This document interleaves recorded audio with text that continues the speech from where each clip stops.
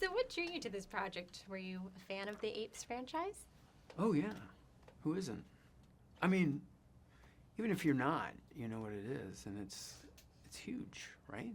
It's like, I can't think of many things in film that are equivalent to this kind of a, it's like Star Wars, or in that historical. It's just crazy. So that alone was really kind of a thrill. Awesome. So how does this film continue the saga of this series, and what can fans expect?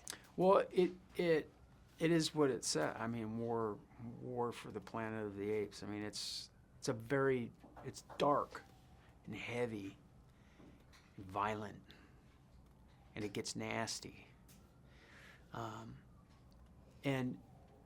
But it's really a story of Caesar's journey and the war he's having with who he is and his integrity and his empathy, and where is that going, what happens during war when we, our tolerance for other people. And it's a pretty simple story, and that's what makes these, I think, interesting, and that's why they live forever, is because they are simple.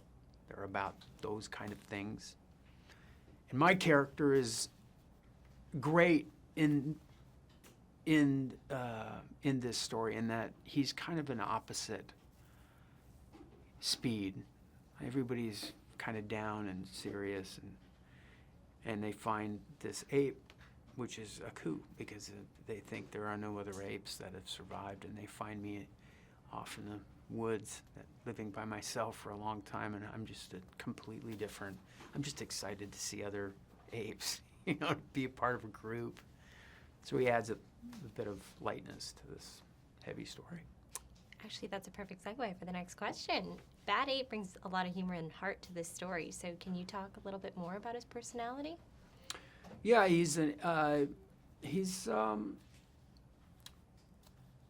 very inquisitive. He's experienced. He's older. He and Caesar share a lot of the same experiences, even bad ones, and yet Bad Ape is just kind of I don't know how do you explain it.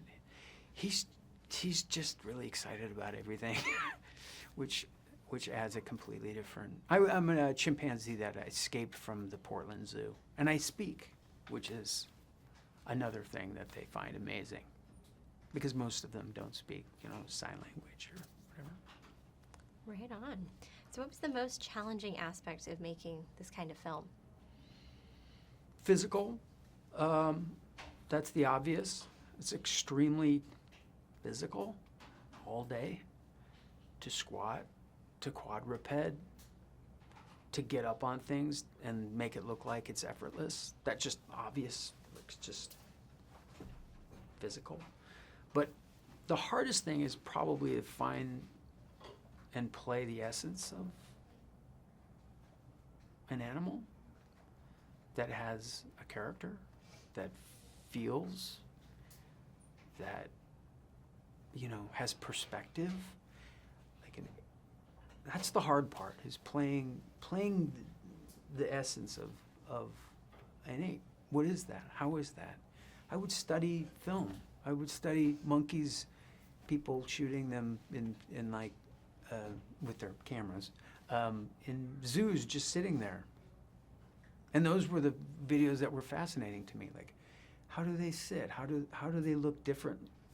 They look over their shoulder differently than we do. How do you reproduce that? That was the hard part. All right. Well, this is the first time we've ever seen the apes in the snow. So what was it like to film with this weather? It was cold. It was snow. It was deep snow. We were up in Whistler, British Columbia. Great ski place that we couldn't ski at. We just watched other people have fun. Well, we did fun stuff, though. We were riding horses and running around in the snow. I mean, it's what it looks like. When it's wet and it looks like it's cold, it was wet and cold, which is Vancouver most of the winter, 40 degrees and drizzly. So a lot of it was a hard shoot.